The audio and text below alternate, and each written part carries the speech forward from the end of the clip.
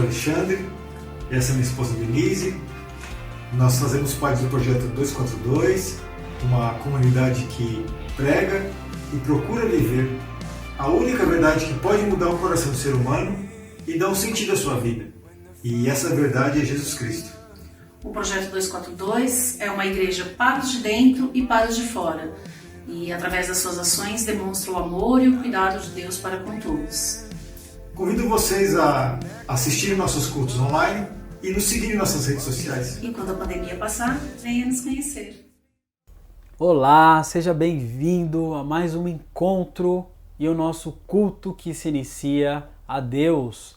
A gente vai começar fazendo a leitura do Salmo 28, os versos 6 e 7 que dizem assim: Louvado seja o Senhor, pois ouviu meu clamor por misericórdia.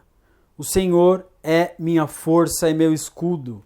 Confio nele de todo o coração. Ele me ajuda e meu coração se enche de alegria. Por isso, lhe dou graças com meus cânticos. Eu convido você a, nesse momento, fazer exatamente esse exercício. Como diz esse salmo, buscar a alegria no Senhor, clamar e louvá-lo por sua misericórdia. À medida em que nós desfrutamos desse tempo de adoração a Deus, Ele cuida de nós. Então que louvemos a Deus com alegria e intensamente com o coração prostrado diante do Deus que nos alegra e que nos alcança com seu amor.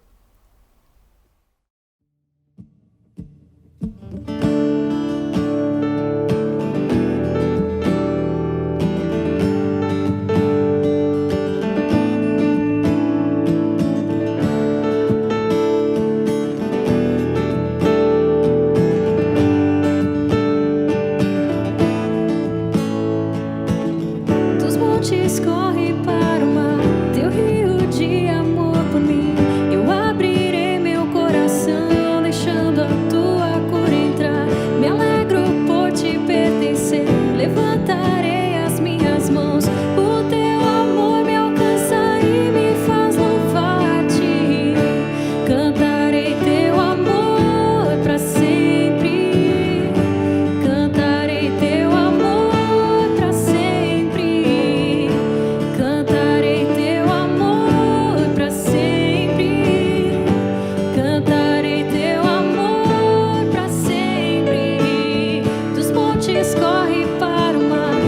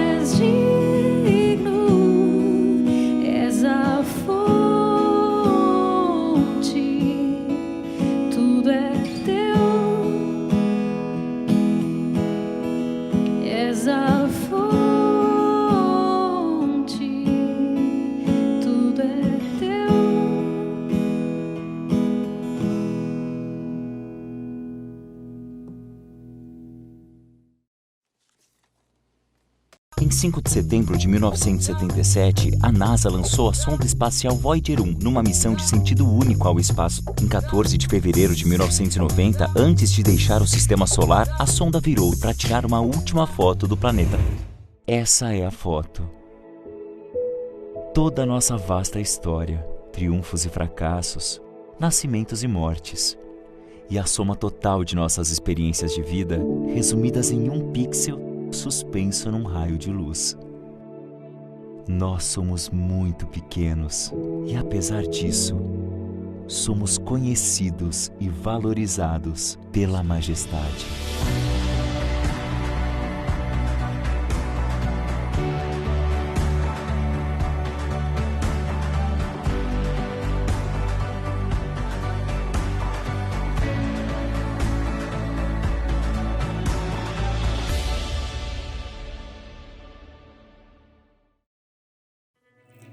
Nessa ocasião, o rei Herodes prendeu alguns que pertenciam à igreja com a intenção de maltratá-los e mandou matar à espada Tiago, irmão de João. Vendo que isso agradava aos judeus, prosseguiu, prendendo também Pedro durante a festa dos pães sem fermento. Tendo-o prendido, lançou-o no cárcere, entregando-o para ser guardado por 4 escoltas de 4 soldados cada uma. Herodes pretendia submetê-lo a julgamento público depois da Páscoa. Pedro então ficou detido na prisão, mas a igreja orava intensamente a Deus por ele. Na noite anterior ao dia em que Herodes ia submetê-lo a julgamento, Pedro estava dormindo entre 2 soldados, preso com 2 algemas, e sentinelas montavam guarda à entrada do cárcere. Repentinamente, apareceu um anjo do Senhor, e uma luz brilhou na cela. Ele tocou no lado de Pedro e o acordou. "Depressa, levante-se", disse ele. Então as algemas caíram dos punhos de Pedro. O anjo lhe disse: "Vista-se, calça as sandálias." E Pedro assim fez. Disse-lhe ainda o anjo: "Põe a capa e siga-me." E saindo, Pedro o seguiu, não sabendo que era real o que se fazia por meio do anjo. Tudo lhe parecia uma visão.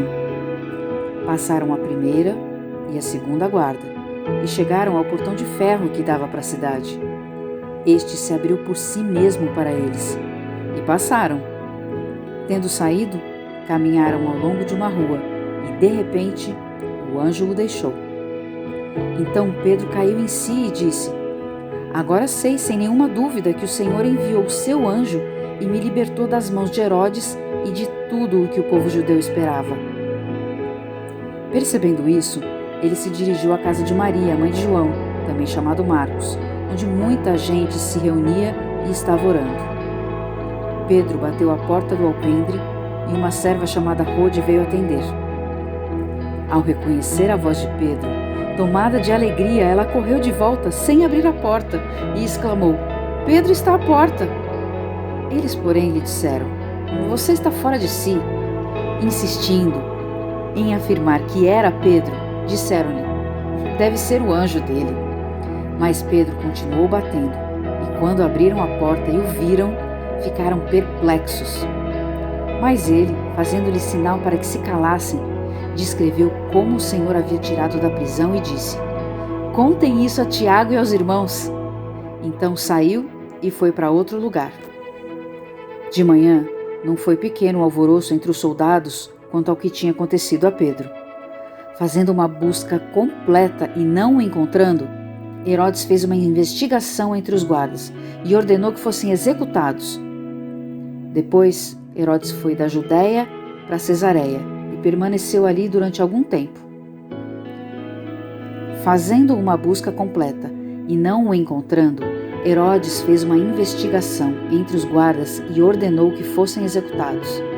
Depois, Herodes foi da Judéia para Cesareia e permaneceu ali durante algum tempo.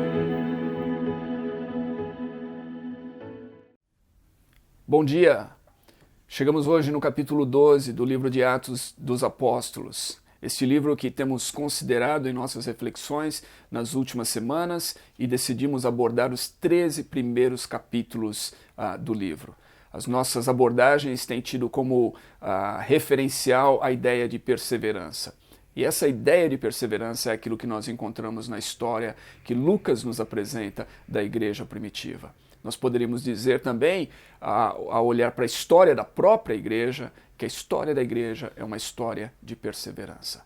E não há um texto talvez melhor de abordarmos do que esse texto de Atos, precisamente nesse momento em que nós estamos vivendo como igreja, num período de ainda pandemia, num período de muitas incertezas ainda acerca do futuro, acerca das coisas que virão. Muitas igrejas estão retornando ou tentando retornar a uma normalidade, mas ainda há muita incerteza e insegurança no ar. E por isso nós precisamos dessa mensagem de perseverança.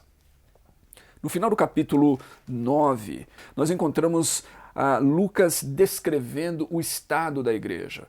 Se você se lembrar, nos capítulos 7 e 8, nós vamos ver uma igreja que está sofrendo bastante com a perseguição. E essa perseguição ela foi promovida, em parte, por Paulo, ou por Saulo, que posteriormente se torna Paulo no relato lucano. No capítulo 9, nós temos a narrativa da conversão de Saulo. E aí, no versículo 31, nós encontramos então Lucas descrevendo o estado da igreja após a conversão do seu perseguidor mais ferrenho. Diz assim: a igreja passava por um período de paz em toda a Judéia, Galiléia e Samaria. Ela se edificava e, encorajada pelo Espírito Santo, crescia em número, vivendo no temor do Senhor. Então, após a conversão de Saulo, após esse grande perseguidor da igreja ter se transformado agora em parte da comunidade cristã, o que a gente encontra? A gente encontra um período de paz, um período de calmaria. A igreja que havia tido seu primeiro mártir no capítulo 7, com a morte de Estevão, um dos 7 diáconos da igreja na época, ela agora passa a experimentar um período de paz. E a narrativa ela agora transita entre Pedro, que é a figura principal da igreja em Jerusalém, e Paulo, que vai acabar se tornando, a partir do capítulo 13 em diante, até o final do livro, a figura principal na narrativa de Lucas. Então, no capítulo 12, que é esse capítulo que nós vamos abordar, a gente encontra aqui talvez a última grande aparição de Pedro no livro. A gente vai ver novamente Pedro no capítulo 15, lá no concílio da igreja em Jerusalém. Mas Pedro, como protagonista da história, da narrativa, do que está acontecendo, ele aparece pela última vez dessa maneira aqui neste capítulo 12. E no capítulo 12 é interessante, porque parece que aquele tempo, aquele período de calmaria, de paz, de tranquilidade da igreja, ele acaba encerrando-se. Olha só, começa o capítulo 12 da seguinte maneira, diz assim: na ocasião, o rei Herodes prendeu alguns que pertenciam à igreja com a intenção de maltratá-los. Aqui terminou a paz, aqui terminou a tranquilidade. Aqui a igreja volta à sua realidade histórica de perseguição, de sofrimento, e isso é causado pelo rei Herodes. Esse Herodes aqui não é o mesmo Herodes que estava vivo e que participou do julgamento de Jesus lá em Jerusalém. Aqui, esse é o Herodes Agripa I. Ele assumiu o poder no ano 37 da era cristã. Então você vê que já percorreu aqui a história um período de tempo razoável desde a morte e a ressurreição de Jesus. Se nós entendermos que Jesus nasceu entre os anos 6 e 4 antes da era cristã e que ele morreu então por volta do ano 29 da era cristã, nós estamos falando de uma igreja em Jerusalém que já existe há quase 10 anos, há quase uma década após a morte de Jesus. E é nesse contexto então que essa igreja agora começa a sofrer a sua perseguição por parte de Herodes. E a gente encontra então na narrativa lucana aqui do capítulo 12, mais uma vez no versículo 2, que nessa perseguição promovida por Herodes, ele mandou matar à espada a Tiago, irmão de João, um dos filhos de Zebedeu, um daqueles apóstolos de Jesus. Aqui agora a gente vai encontrar o segundo mártir no livro de Atos, o primeiro apóstolo a ser martirizado é Tiago. E a morte que ele sofreu aqui, quando diz que mandou matar a espada, na verdade ele foi decapitado. Essa era a maneira como os infiéis eram punidos naquela época e naquele contexto, e você tem que entender que Herodes está representando aqui a religião judaica, né? Herodes era muito ligado à seita dos fariseus, e a perseguição aqui é uma perseguição religiosa. A gente não está vendo aqui uma perseguição por parte do Império Romano, mas uma perseguição religiosa. Como ele era responsável, ele é chamado de rei aqui, mas ele era um governador naquela região sob a autoridade do Império Romano, ele tinha então a autoridade de fazer certas coisas. No entanto, é muito provável que aqui houve a participação do próprio poder romano para que essa execução pudesse ser conduzida e Tiago fosse decapitado. Então aqui é um momento muito triste na história da igreja, um momento que a perseguição retorna, um momento que um dos apóstolos é decapitado, de maneira em que representa que aquilo que ele está anunciando é visto como um ato de infidelidade para a religião judaica. Então se torna um momento bastante tenso, e é exatamente nesse momento que Pedro acaba sendo preso. A gente vai ler aqui, a gente encontra no versículo 3, que vendo que isso agradava aos judeus, e muito provavelmente está falando aqui da elite religiosa judaica e não do povo judeu como um todo. Vendo que isso agradava aos judeus, ele prosseguiu, prendendo também Pedro, a figura principal, o líder da igreja em Jerusalém e o líder da igreja cristã que estava nascendo ali. A pessoa mais importante na igreja naquele momento é preso. E o texto nos informa aqui que Pedro não só é preso, mas que Herodes tinha as intenções de fazer com Pedro o mesmo que ele fez com Tiago, ou seja, submetê-lo a um julgamento e a uma condenação e a uma execução. De fato, diz no versículo 4 que Herodes pretendia submetê-lo ao julgamento público depois da Páscoa, e esse julgamento público, o termo usado aqui, não era que ele iria trazer e fazer um julgamento, mas aqui era realmente dizer assim, olha, esta é a sentença, e aí já encaminhar para a sua execução. Então Pedro é preso, e nesse momento Pedro, a figura principal da igreja, corre o risco de ser decapitado, assim como fora Tiago, e isso teria uma repercussão tremenda na história da igreja. Então, esse é o contexto que a gente encontra no capítulo 12. Um contexto de uma igreja que volta a ser perseguida, que volta a experimentar sofrimento, e agora de uma maneira muito forte. Não só vindo pelos líderes da religião judaica, mas com a participação do governo, do governador, a participação do rei Herodes nesse movimento de perseguição. E aí o que a gente vai ver aqui? Nesse momento crítico da história da igreja, a gente encontra Deus se manifestando de uma maneira incrível e miraculosa, com a libertação de Pedro. Então, a igreja está sofrendo perseguição, a igreja está sofrendo um momento de prisão, um momento de talvez tentar se recuar diante das grandes ameaças, e não só ameaças, mas das mortes que estão acontecendo ali, prisões, e Deus se manifesta, trazendo livramento extraordinário para Pedro, e isto é muito importante para a igreja que persevera.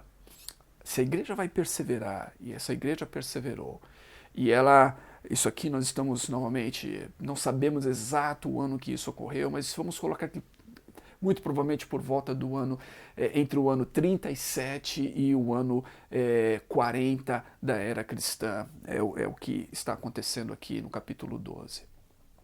Essa igreja ainda vai experimentar sofrimentos maiores. No ano 64, possivelmente, Pedro é de fato martirizado e acaba morrendo. Depois desenvolve-se na história do Império Romano uma perseguição brutal a partir do ano 60 em diante, onde a igreja vai ter poucos momentos de calmaria e a maior parte do tempo ela vai sofrer bastante perseguição. Então essa igreja, para perseverar diante disso, ela precisa saber que Deus está com ela. Ela precisa de sinais de que Deus está presente e que Deus está, de fato, conduzindo a igreja e que as portas do inferno não vão prevalecer contra ela. E isso é o tema que eu encontro aqui no capítulo 12. Quando eu encontro essa história de Pedro sendo preso e do livramento sobrenatural que é relatado por Lucas aqui, quando Pedro está na prisão. Os versículos 6 em diante, então, a gente vê isso. Diz assim: na noite anterior ao dia em que Herodes iria submetê-lo ao julgamento, Pedro estava dormindo entre 2 soldados, preso com 2 algemas, e sentinelas montavam guarda à entrada do cárcere. Ou seja, eles certificaram-se de que Pedro estava realmente seguro e de que nada poderia tirá-lo dali, que ninguém poderia tirar Pedro daquela situação. Ele está algemado, juntamente com 2 guardas romanos, e tem outros guardas à entrada da cela ali, guardando essa cela. E havia o turno, esses guardas obedeciam turno, por isso que diz aqui que eles, os sentinelas montavam guarda à entrada e que eles se revezavam então em turnos para que isso pudesse acontecer. Então, a prisão ali, os responsáveis se certificaram de que Pedro estava bem preso e bem seguro e que nada poderia tirá-lo dali, exceto o Senhor. Porque diz o texto no versículo 7 que repentinamente apareceu um anjo do Senhor e uma luz brilhou na cela. Diz que o anjo tocou o lado de Pedro e o acordou. Alguns comentaristas vão falar que, e é interessante a gente notar isso por passagem, que Pedro estava preso, Pedro seria muito provavelmente executado, sua sentença já estava provavelmente determinada ali e só aguardando aquele período da Páscoa para que ela pudesse ser cumprida.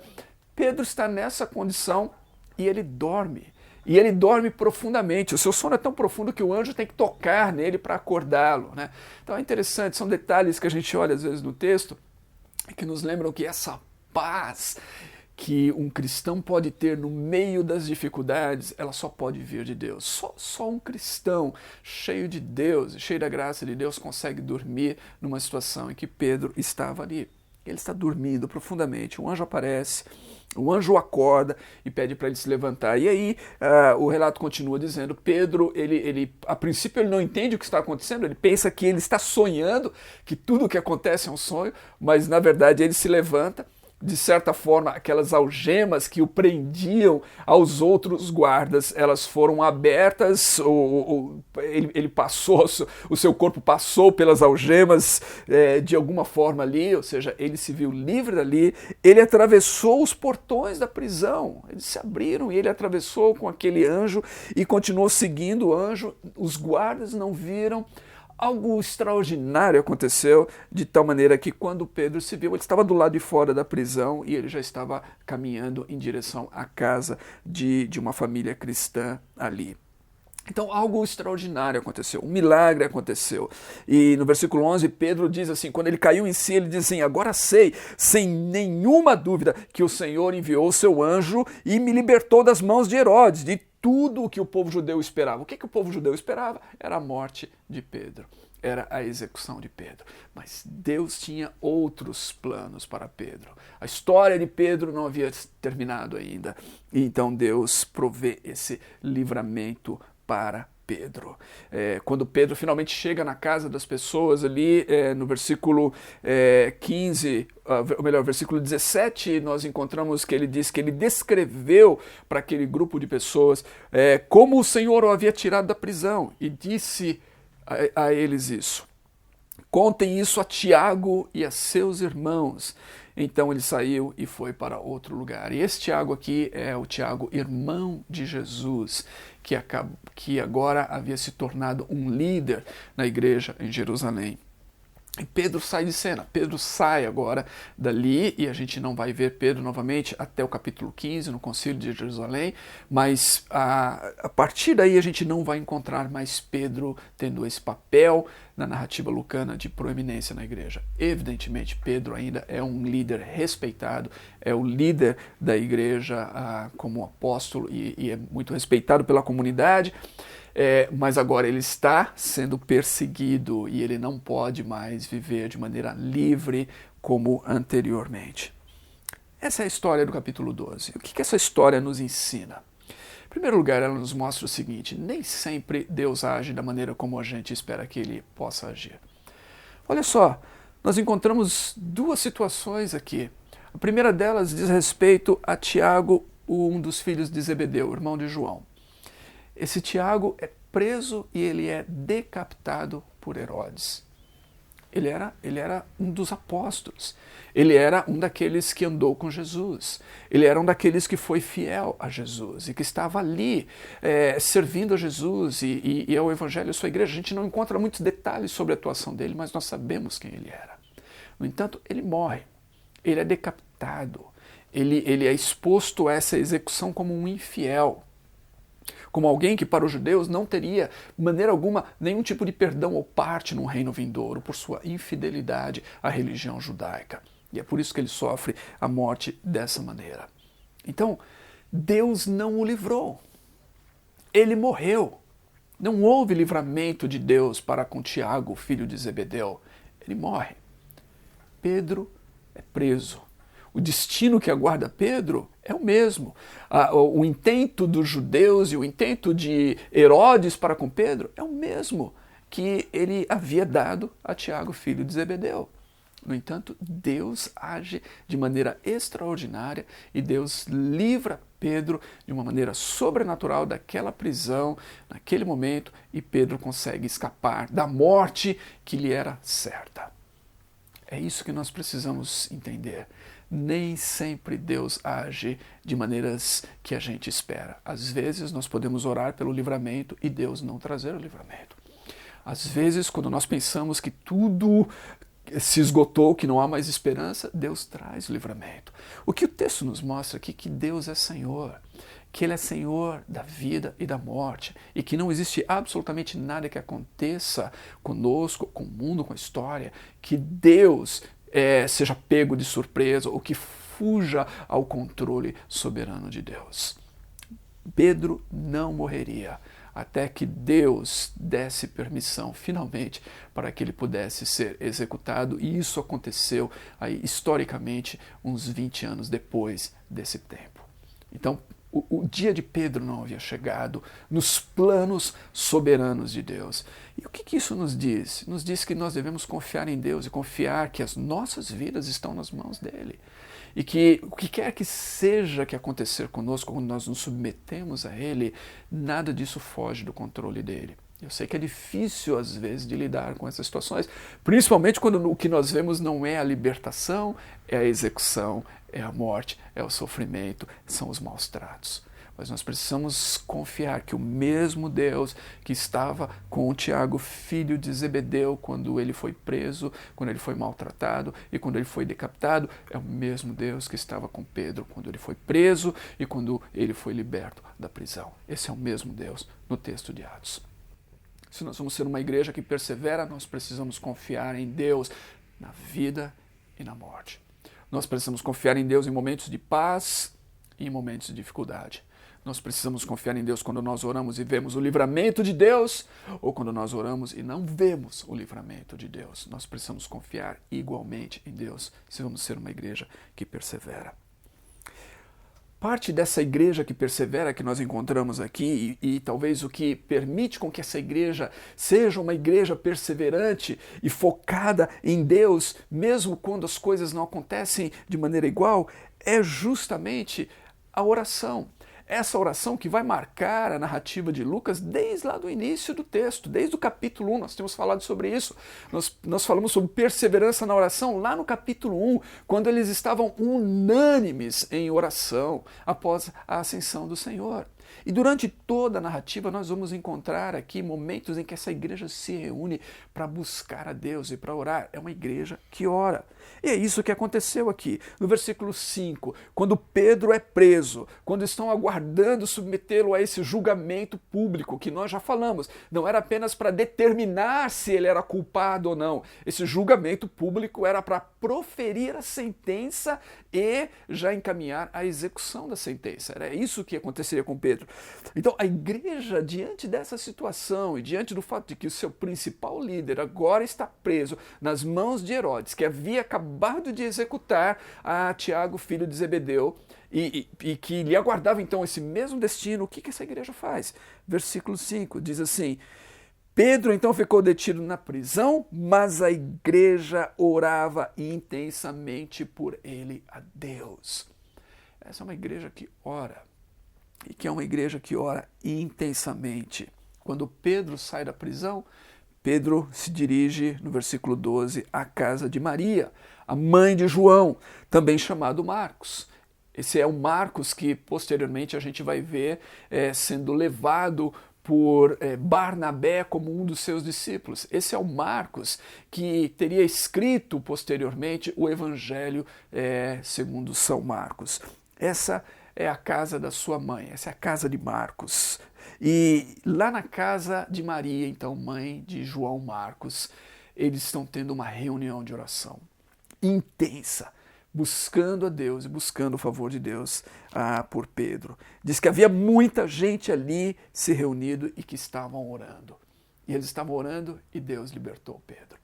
Novamente, às vezes nós oramos e Deus age favorável às nossas orações. Ele responde às nossas orações como nós estamos buscando. Mas é interessante isso. Essa igreja está orando, ela está intensamente orando ali na casa de Maria, mãe de João Marcos. Muitas pessoas estão reunidas, eles estão orando, o texto diz, intensamente, pela libertação de Pedro. Deus age. Um anjo entra na prisão, liberta Pedro, a toda essa história sobrenatural que a gente encontra aqui. Que a princípio nem Pedro consegue entender o que está acontecendo, pensa que é um sonho, de repente ele se vê livre. E aí ele chega na casa das pessoas que estão orando, então, intensamente por ele.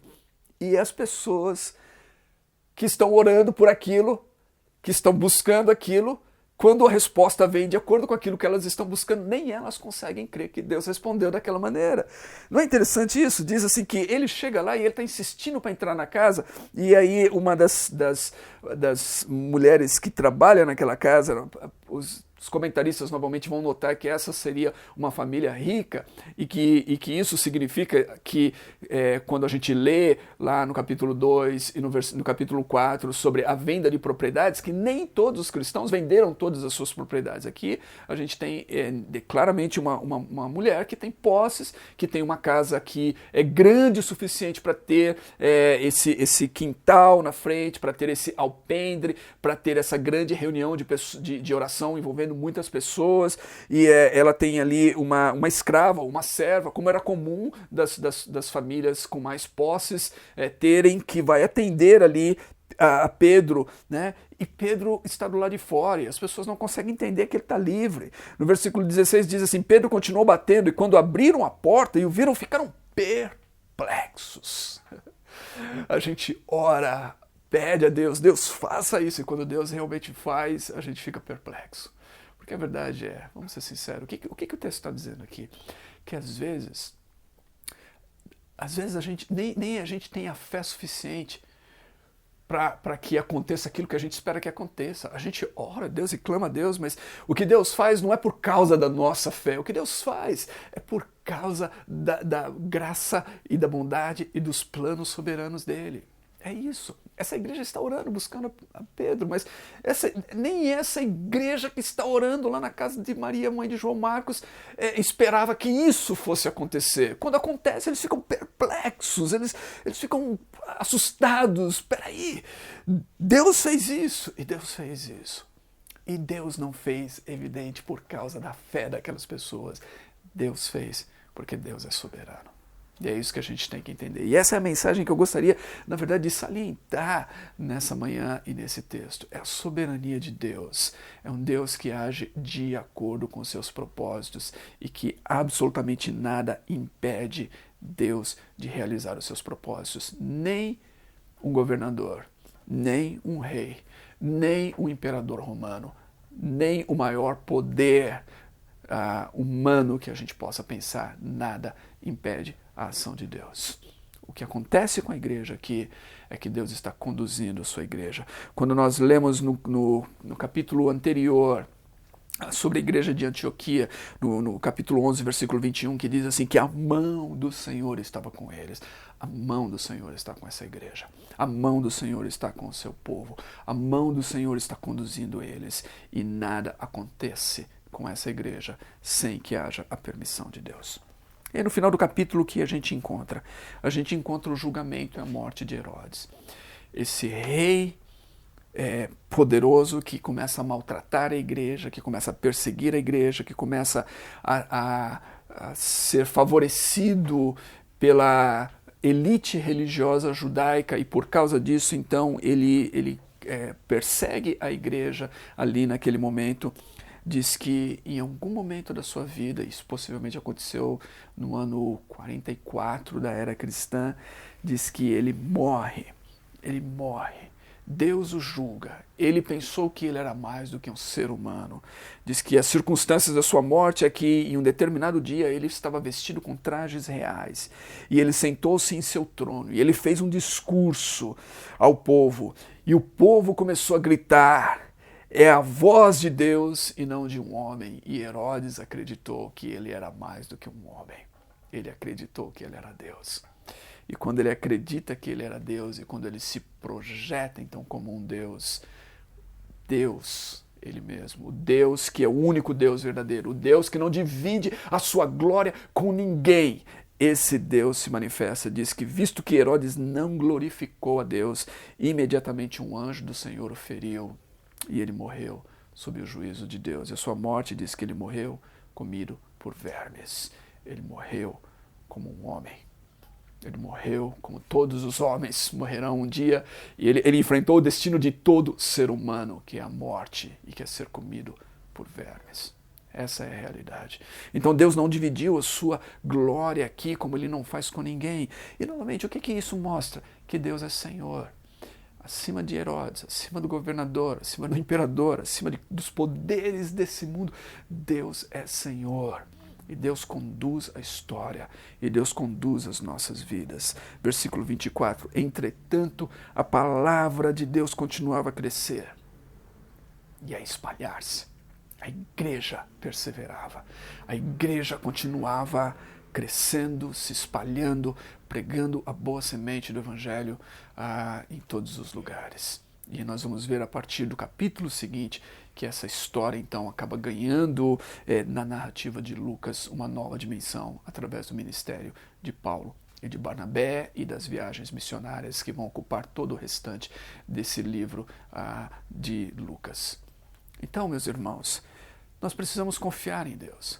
Em momentos como esse que nós estamos vivendo, e esses momentos aqui, na verdade, não se comparam às perseguições que a igreja já enfrentou no passado ou que enfrenta hoje em certas partes do mundo. Estamos vivendo um tempo de pandemia, estamos vivendo um tempo em que nós somos impedidos, não por força do governo, mas por forças das próprias circunstâncias, de pensarmos no bem-estar das pessoas. Nós somos impedidos de nos reunir publicamente, como tem acontecido com muitas igrejas. E em muitas igrejas, como é o caso da nossa igreja, o Projeto 242, temos dificuldades, inclusive agora, de retornarmos às reuniões públicas por causa das limitações que nós temos em nosso espaço. Estarmos submetidos a isso não é nada em termos de perseguição. Nós podemos perseverar nesse momento e nós podemos confiar que Deus tem as nossas vidas e Deus tem a sua igreja em suas mãos. A mão do Senhor era com eles e a mão do Senhor é conosco. E que absolutamente nada vai acontecer com a nossa igreja sem que Deus esteja no controle, sem que Deus permita. Se acontecer alguma coisa ruim, nós podemos crer que Deus tem os seus propósitos, Deus tem seus planos e Ele permitiu. Nós não entendemos, não significa que nós entendemos todas essas coisas, não significa que nós temos todas as respostas para as coisas ruins que acontecem, mas nós confiamos na soberania de Deus e no cuidado de Deus, e nós confiamos que Deus está conduzindo a história para o seu devido propósito. Essa é a crença que nós encontramos na Bíblia, essa é a crença que nós encontramos aqui na narrativa de Lucas em Atos dos Apóstolos. Essa é a crença que vai nos sustentar, quer em momentos de tranquilidade e de paz e de calmaria, quer em momentos de maus tratos, de perseguição, de problemas enormes e até mesmo quando nós vemos tragédias acontecendo e pessoas morrendo. O que nos traz paz, o que nos faz seguir adiante, é a crença de que nós servimos a um Deus que é Senhor da história, a um Deus que é soberano, a um Deus que reina acima de tudo e todos e que vai conduzir a história de acordo com o seu bom propósito, e a sua igreja vai prevalecer. As portas do inferno não irão resisti-la. Ela será vitoriosa, não importa quais sejam as circunstâncias, os desafios, a oposição que se coloca contra ela. Jesus disse: as portas do inferno não prevalecerão. A igreja vai prevalecer. A igreja que persevera é a igreja que vai prevalecer. Então que Deus nos ajude a continuar firmes, crendo nisso e seguindo o seu bom propósito, ouvindo a sua voz, a sua direção, porque Ele tem um bom propósito para nós e para a nossa igreja, para a sua igreja. Vamos orar. Senhor, eu oro para que o Senhor nos ajude, nesse momento em que estamos vivendo, a entendermos e crermos que Tu és um Deus soberano, que Tu és um Deus bom, que Tu és um Deus que não perdeu o controle da história, que não perdeu o controle das nossas vidas. E o que quer que seja que aconteça conosco, quando nós estamos vivendo uma vida de submissão ao Senhor, quando nós entregamos a nossa vida ao Senhor, quando nós buscamos ao Senhor e vivemos para o Senhor, o que quer que seja que aconteça, nada escapa ao Teu controle, à tua mão. O Senhor está nos conduzindo, e o Senhor está nos conduzindo para um bom propósito. Que possamos confiar nisso e que possamos continuar Te buscando, continuar perseverando nesse caminho, continuar com os nossos olhos fixos no Senhor Jesus até o final das nossas vidas. É isso que eu Te peço por mim, por todos aqueles que estão me ouvindo, por todos aqueles que ouvirão esse sermão nos dias, semanas e meses que virão. Em nome de Jesus e para a Tua glória. Amém e amém.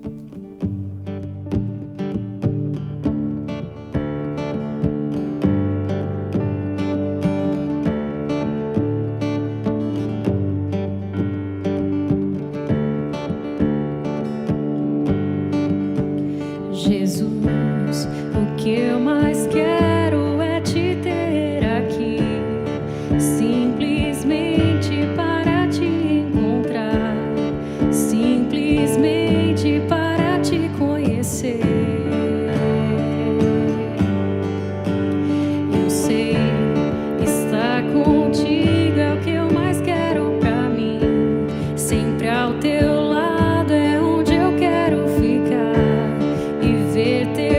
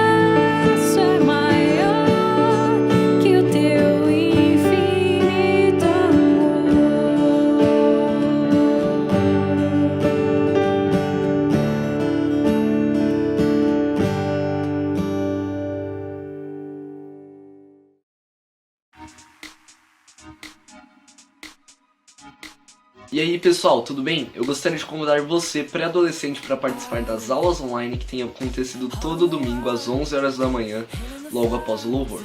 Essas aulas têm sido muito importantes para a gente poder aprender cada vez mais sobre Cristo, trocar uma ideia e também dar risada de vez em quando. Oi, meu nome é Liz e vocês ainda não participaram das minhas 242 Kids? Então vem, galerinha!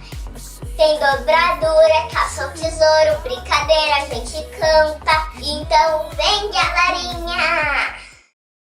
Muito da prática cristã envolve a pertença, a participação da vida em comunhão. E nós desejamos que você desfrute desse tempo em comunhão, por isso queremos saber um pouco mais sobre você. Tem o QR Code aqui embaixo, se você deseja acessar e conhecer um pouquinho mais de nós, por favor, faça isso e aplique essa mensagem, que você possa, durante essa semana, aplicar aquilo que ouvimos e praticar. Lembrando que podemos contar uns com os outros e qualquer necessidade ou qualquer desejo de partilhar um testemunho, de partilhar de algo que você deseja, por favor, procure um de nós por meio das redes sociais. Que você tenha uma feliz e abençoada semana.